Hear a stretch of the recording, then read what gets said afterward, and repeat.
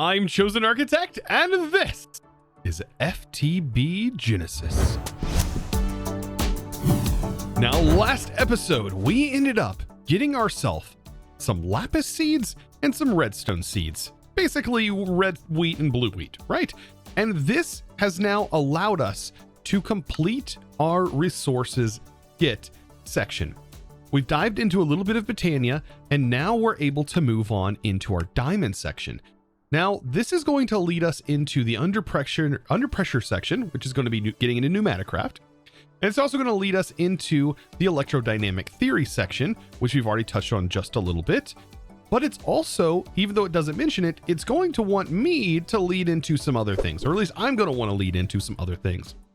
And this is where we're actually going to dive into a couple of other chapters a little bit early, and I'll explain why. So that early section that I wanted to talk about a little bit early is going to be the bootstrapped tech. Now, what I should be able to do is still go through this bootstrap tech section, as you see right here.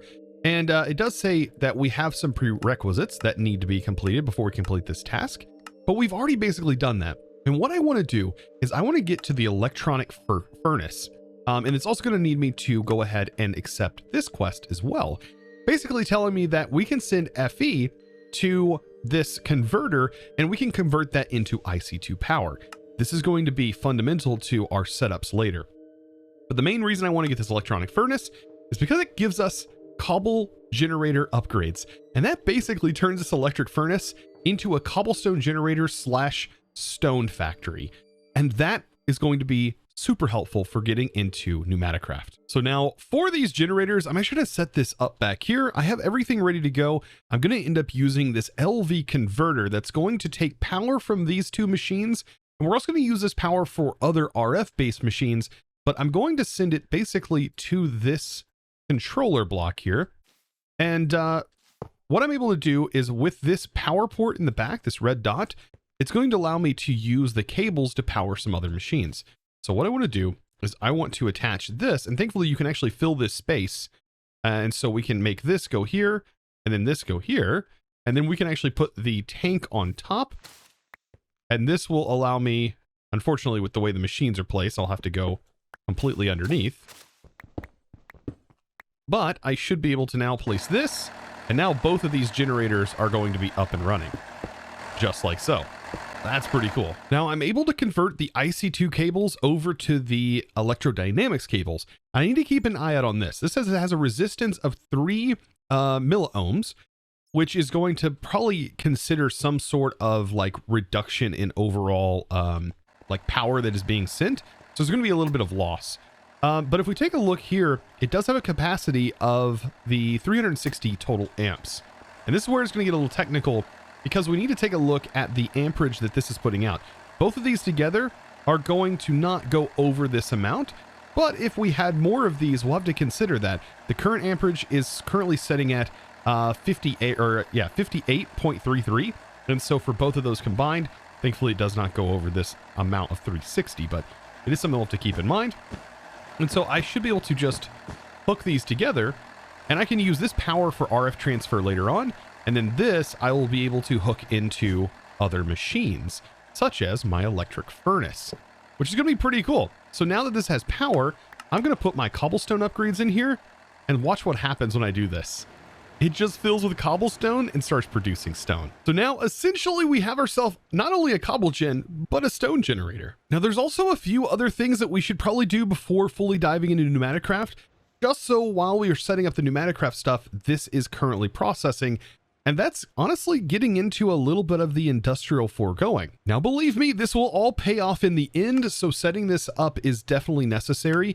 And so we start off with this, we make our fluid extractor and we get some more fluid transporters, which is going to be very handy. And then we need to make the latex processing unit. All of these things are available, but they require a little bit of infrastructure. So let's go ahead and set this up, ultimately leading to plastic. Now, yes, I'm going to explain exactly what we're doing here. If we take back a look at this, we can go either up or down. And so essentially what I'm doing is making my way to the diamonds. But first, we really need to do this steel claymation section. And this is where we get into all of these sections that I've been talking about. Now, one other thing that I almost forgot that we really need to put together is we need to be able to farm water essence and dirt essence. And we need to make those seeds. And that's going to be done in the petal apothecary that we got last episode. Now, making these seeds leads us back to the sprouting new life section where we need to make the inferium farmland. And to do this, we can then place our farms here in this section. Not all farms, but these, like specifically, we should be able to place the mystical agriculture farms out here. And we're actually going to get a watering can from this. So this is going to be super nice. So we need to make water seeds, which is not too bad to make. And we probably want to make more than one of them. And I think I have an area designated specifically for this. Now, the cool part about this particular farmland is it doesn't actually need any water sources. It will just work without water sources. And look at that. We get to place it in just like so. And we've now completed our quest. And so, yes, the best way to make this is by putting it into your inventory because you won't be able to hoe the ground outside. Now, the process of making all these seeds, I've got to put basically all of these items in once, and then I can go ahead and rinse and repeat this process with an empty hand. So then I can right click and then just drop the seed in, and it makes it a little bit easier to do. So now with all of those planted, I simply need to right click my watering can on some water and just water away. Yep. And I notice if you right click pretty fast versus just holding down right click, it seems to grow a bit faster because it is going to go through that cooldown much quicker. And so clicking very quickly, not insanely fast because that doesn't really work. I mean, it will work, but if you just manually right click, it will work pretty fast. Or you can just hold it down. Either way, this is going to grow it, a lot quicker than just waiting for it to passively grow. Now that we have basically the essence we need, remember how I said we were going to get into industrial foregoing? Well, this is actually going to help us do that because we need clay in order to technically make ourselves a coal coke factory. So to be able to make this, we need a coke furnace. Now this coke furnace is going to require coke brick, and that requires brick, and then we're also going to need sandstone and clay to ultimately make the furnace. Now I promise you this will all make sense as soon as we get this up and running. So I should be able to craft this. We need 27 blocks of this to be able to make the furnace. And so I just need to figure out where I'm going to put this. And I think right over here is going to be just fine. So let's put it actually up against the wall, sort of back in this hole here. And so it's just a 3x3 structure, multi-block. There we go. Nice. And so all I need to do to activate this is simply right click, and whatever side you right click is where the face is going to be. And I'm going to go ahead and place my coal. Now it does give me some coal here, and it gives me a tank. The reason it gives you a tank is because you can actually put that tank right in here. And as this produces stuff, it's going to produce creosote oil. And believe me, we're going to be using that creosote oil as soon as we get some, because that is how we're actually going to be able to automate our fluid extractor and how we're going to be able to get the fluid technically automated. So now after just a little bit of time, we now have an advanced tank with just a little bit of stuff in here. And I want to use this to go ahead and get this started before we even dabble in PneumaticCraft. So what I can do is I can go ahead and I can say, let's make some oak. And then I can convert these planks into treated wood by placing the tank inside. And this is actually going to, like you see, make some treated wood planks, which is very, very nice that you can use a tank to do this. And what I want to use this for is a placer. There is a block placer called a factory placer that we should be able to put together. And this thing is going to allow me to place logs in front of our fluid extractors, which is what we need to maintain. It basically is going to make it so we have less maintenance. So not only are we getting into steel production with getting some coal coke, which we'll be able to do very soon, we'll be able to send this into an alloy smelter to make steel. We now also can start producing latex. Now, oddly enough, I kind of want to place it here. I think this will actually work out in the end. So we're going to have the log placed in here, and then we need our latex machine to go here. Probably not place opposite direction. Let's place it facing this way. And then we'll place this one facing here. And I'm actually going to use casts to send the latex to. So we'll place the casts on top, and then these machines can be figured to push to the top. And now they don't need power, but it's probably going to be best practice to go ahead and give them some power from the insulated cables. So overall, this is just going to work a bit faster. And I need to convert these over to the insulated. There we go.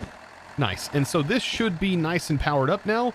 And we just need to get our logs, and the best logs to use for these are acacia. So I just need to harvest some of those acacia logs and we're good to go. Another tip I wanted to mention, as my crops are continuing to grow here, I placed a block on top of these slabs and that removed the lights. And so now this can actually grow because this needs a little less light in order to grow. It has to be like below 7. So yes, the light level does matter for these crops. So let's go ahead and put the logs in the placer, and it should place the log.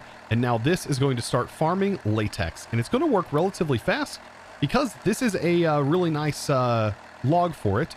It's like 4 per on the 4 millibuckets per process on the base. And then it also gets a increase from the power as well. So before we know it, we're going to have these casks completely filled with latex. Now that we have this done, let's go ahead and just make a sink real quick. And this just requires a full jar. So I've made a separate one, and now I have this together. So the latex processing unit, I'm going to place it here, and under the latex section, I'm going to make sure to pull from this side and then pull from the back. And then the top, I actually want to pull in the water. So we'll set that to pull, and then I just need to place the sink directly on top. And now we should have water, but we're also going to need to send this some power. So I'm going to run some of the insulated cable to it, and now we have that all going in here, and that should start to produce the tiny dry rubber that we're going to need later on.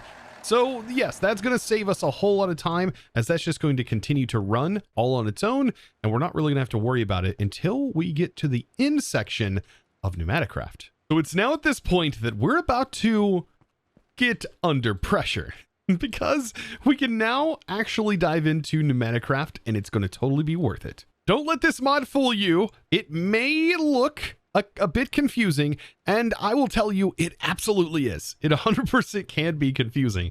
But if we break it down into just how the base mechanics work, believe me, it will go over smoothly. Now, one of the things that's, in my opinion, most fun is we need to toss iron down some TNT, and we need to ignite the TNT. And if your claim is protected, you should be fine, and so should all of your blocks, but that gets converted. And this is how we get our first bit of PneumaticCraft, and that is going to be compressed iron. This stuff is really, really good. And so this opens up our quest. We get some more TNT, and we get some reinforced stone, which is going to be helpful. We're going to need to craft a lot of stuff with reinforced stone. Hence why that stone generator, like I mentioned earlier, was going to come in handy. Now, one of the first things that I want to set up is going to be a PneumaticCraft chamber, a pressurized chamber. And this is how we're going to craft a bunch of things from this mod. And so it's going to require a lot of these reinforced bricks, which is the stone compressed down. And we're going to need a couple pieces of glass, a couple pieces of, or we're going to need 1 chamber valve. And then we're also going to need 2 interfaces. Really, that's all you need. I'm going to have also 2 pieces of glass, and I'm going to show you how to set all this up. Now, after completing our first little bit here, we actually get a lot of nice things, and one of those we can use almost immediately, and that is the pressurized gauge. Now, we're going to also need a way to source our pressure, and so we are going to need a compressor of some sort. There's a liquid compressor, and there's a air compressor, which uses coal, and there's also a RF one that you can use that you send power to. I'm going to suggest the air compressor, the base air compressor. I know it uses coal. Later on, we can adjust and work with this. I'm going to do 4 of, or let's do 3 of them for right now. And I can tell you, this is going to make so much sense later, but the other ones have some sort of, they have some requirements outside of just working. So it would be a little bit better just to make like 3 air compressors. The more you have, the faster the pressure will initialize, but it's going to cost more, like coal, and you know, and you're going to end up wasting more. Now, after making that, we're going to get ourselves a pneumatic wrench, a regulator tube, and some safety tube modules. And those safety tube modules are going to be your friend. A charging station is also something that we're probably going to want. So we might as well grab one of those if we can, and we can. Perfect. So now we have ourselves a charging station, and we're looking pretty good. And this mod is really going to open up. So let's go ahead and set up some of this infrastructure. So right over here is where I'm going to set this up. And I want this to be a cube, It looks just like this. It's going to be a 3x3 because I'm going to make the smallest form you can make. It's not a huge deal, but I'm going to make it the small one to kind of show you that you can make it small, you can make it larger. And so what I'm going to have is some viewing ports, but let's go ahead and put this in here, get the corners in. And then this is important. We need to know kind of what side our stuff is going to go in from and then also come out from. So that's where we have these chambers. Now, blue means insert, and then orange, and to be able to get that, I'm going to place it here. So the blue's here. Orange means it's going to output. So we have the output over here and the input on the back here. And because I set it up this way, I set it up because I want to be able to see what's inside by simply placing some glass here.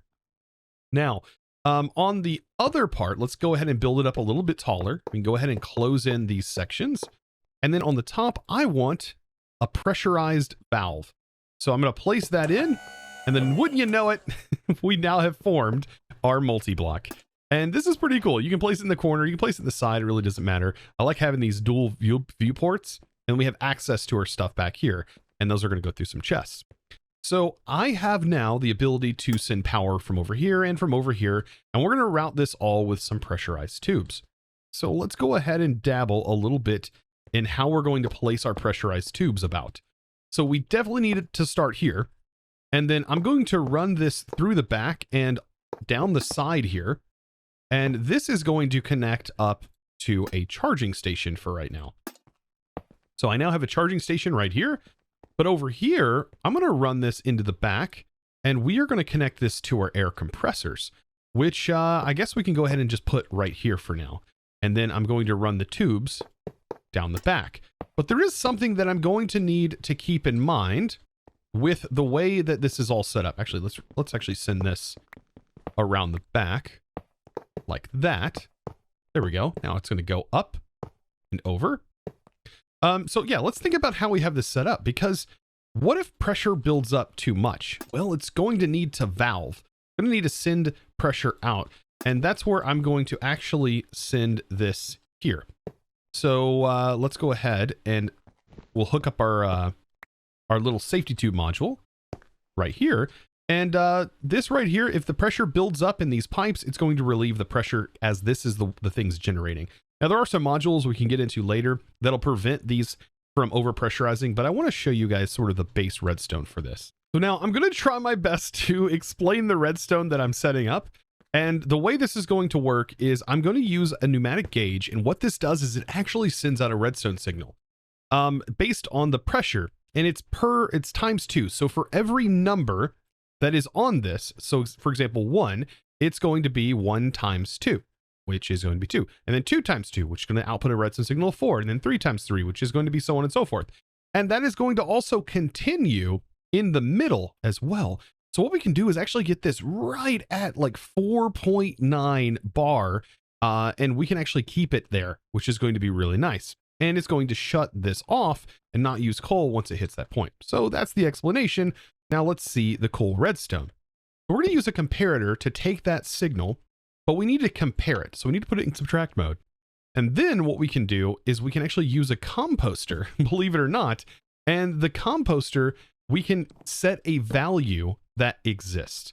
And so believe it or not, the value, because this is going to, we want it to stop at 8, we need to get this up to 8. And so this will emit a signal when it's all the way at max. It'll emit a signal of 8. If we break this, we can actually see with some redstone, like so, that it's outputting a signal of 8 now. Now we need to take that signal of 8 and compare it to the signal that the gauge is outputting. And the gauge, once it gets up to 4, should be outputting a signal of 8. And when it gets slightly higher, it's going to go up 1 value when it gets sort of in between. And that is going to mean it's at 9. Then the comparator then will subtract the 2 numbers and you'll end up with 1. And that's what we need, that signal of 1 from the redstone. And that should be able to send to the new cog blocks that I'm about to make. Now, cog blocks are from supplementaries, and these things are pretty darn cool. So what we should be able to do is send this underneath here to these machines. And so I'm going to utilize the cog block, and what it can do is it can carry a redstone signal vertically or through blocks and be a solid block, whereas redstone cabling wouldn't work in this nice compact space. So let's go ahead and put our comparator. We can put it right on top and it's not going to interfere in any way. So that's pretty darn cool, right? So now we should be able to receive a signal. It's going to power this block, which should power this cog down here, if I remember correctly, and it should all work. Now we'll find out once we get everything turned on, but because this is going to send a redstone signal to turn it off, we need to have this on low signal mode, and that should, I believe, send the redstone signal. I think I have this correct, right? This would mean if it was on high, that means it would only activate if it had a redstone signal, and low signal means it will turn off if it receives a redstone signal. So they should all be on low signal mode. There we go. And so this little setup here, while it looks kind of odd, should work and should keep us from blowing things up and wasting fuel. Oh, precious fuel. So I went ahead and put my charcoal in, and as you see, everything is working just as intended. And we should start to see this pressure gauge go up, and then everything really has a pressure gauge. Now this is going to trigger this thing, the safety tube module, and the threshold on it is set to 4.9 bar, which is perfect. But keep in mind, this can still break if you don't have pressure, if the pressure is building up elsewhere. Like, you definitely want this closer to your source, because if I had this up here, it could still potentially blow these pipes, and that would not be good. So while we're waiting for the pressure to build, let's go ahead and get the IO set up. And so for this, we are going to have our input and our output in the back here. And to input, it's quite simple, right? We just take a barrel and we can hopper the items in. There's really no configuration needed. It's pretty straightforward. So a regular hopper will work. Now on the back, it's a different story because this has two modes. It has a all or crafted. We definitely want crafted, but if something breaks, you want to be able to convert it to all so you can still get the items out if you didn't put the appropriate items in. But crafted is really nice because it used to be redstone controlled, but things have gotten a lot easier over the years. But what we need is an omnidirectional hopper.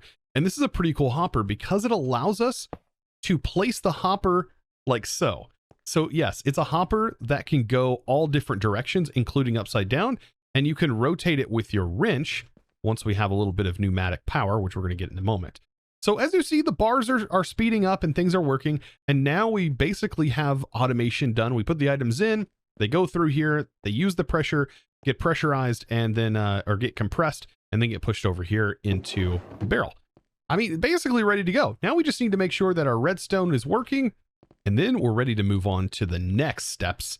And that is going to be making some circuit boards. Now, believe it or not, we can already start crafting some things. Like, for example, fortune. We can craft fortune or a multiple enchants inside of the PneumaticCraft chambers.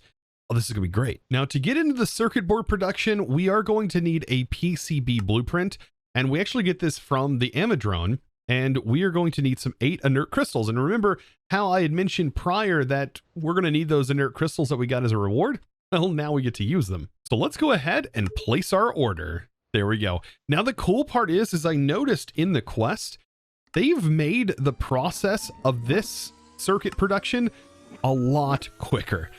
Because normally this would take a lot of time, but they give you speed upgrades, and the production of speed upgrades is actually quite immense. So the fact that we get the speed upgrades early on is fantastic. So 1 PCB blueprint, and we're ready to rock and roll. So this will allow us to make the UV light box, and then we just need to put some basic circuits, empty PCBs that we're going to be making in the pressurized chamber using that plastic that we set up with industrial foregoing. We're about to get started with some really cool things, and it's going to lead us into something pretty darn cool. Now, once we have our circuit boards, we are going to need etching acid, and there is another step that we need to do in order to make this. We have everything available here, minus the salt. So I just need to make a mineral grinder, and the mineral grinder is very simple. We already have all the stuff, and that uses RF, and we're just going to take dried salt and turn it into salt. That seems pretty good. So for this, I should be able to just hook it into our current power generation setup, just like so. And there we go. So now we can take some of that dried salt that is just literally all over the land, and we can convert this into actual salt that's going to allow us to get into the etching process. So as we can see, our pressure is actually staying right where we want it, and this has now shut off, saving us fuel. So this is doing exactly like I had mentioned. Notice how it takes that redstone signal of 1 and then bumps it up to max, and then that gets picked up by the cog block through the pillar and then runs underneath everything. And so that's going to be really great. Now you're going to see this kick back on once we put these items in for the etching acid. So to put the etching acid items in, we just simply drop the items required. They're going to go in here one by one, or I'll stack by stack, because just per item. And then it is going to take those, compress them with the pressure, and then it's going to output it into this barrel. So we should end up, after this is all done, with some etching acid. And it is going to lose a little bit of pressure in this process. But yeah, it's kind of cool that we can see it actually sending the items like that. That is pretty darn cool. Should have, I think, one more item, right? This is the last item? And then we should hear a noise? I think. Oh wait, we're missing one other thing, I think. Salt? Yes. And there it goes. So now that it's done, the gate opens up here, and then the other gate has to close and then reopen for the hopper to take it out. And now we have etching acid. Perfect. Now we're really getting under pressure. And now I'm currently working on making the etching tank. And if you're wondering how to get obsidian, we actually got this from the nether from trading with piglins. You get obsidian essence from doing that. So if you're getting hung up on that and you're trying to figure that out, now you know. So now the only thing left to do is to make some PCBs. And so this is the exact recipe for making a blank PCB. And then once we have this done, we can start our etching process. So now for the final little process here, we basically need to connect here and connect our UV light box to our pressurized tube. And then I'm going to put a few upgrades in here. We're going to notice that 8, I think, is way too many. As soon as we put this in and leave it at 100% threshold, it's going to drop down. So I'm thinking we should put just as many as it starts to just barely trickle down, like you see right there. So 6 seems to be the perfect amount to keep it right at 4. And you notice that it's actually going up pretty fast. This is normally a pretty slow process because you wouldn't normally have these speed upgrades, as the speed upgrades normally require lubricant, which requires you to go through an entire process. Yeah, so this is pretty darn cool. Now, once it's at 100%, you need to make sure to have your etching tank filled with your etching fluid, and you put this in here. And I don't think it actually uses this etching fluid in the basic case like this. But yes, you can have this whole thing filled with these empty PCBs, and it will go ahead and complete them. And then there's still, after this step, one more step. And that is going to be to make the transistor and to make the capacitor. Now, the capacitor requires a slime ball, and the way we're going to get that is by crafting an extractor and extracting using magma cream. So at this point, we can now take some of our unassembled PCBs, and we should be able to turn them into assembled. Now, the assembling part, in my opinion, is quite expensive at this point, because we will have to farm all of this plastic, which I am getting quite a bit of plastic. But if you didn't set up the way that I initially set up, you're probably going to struggle a little bit.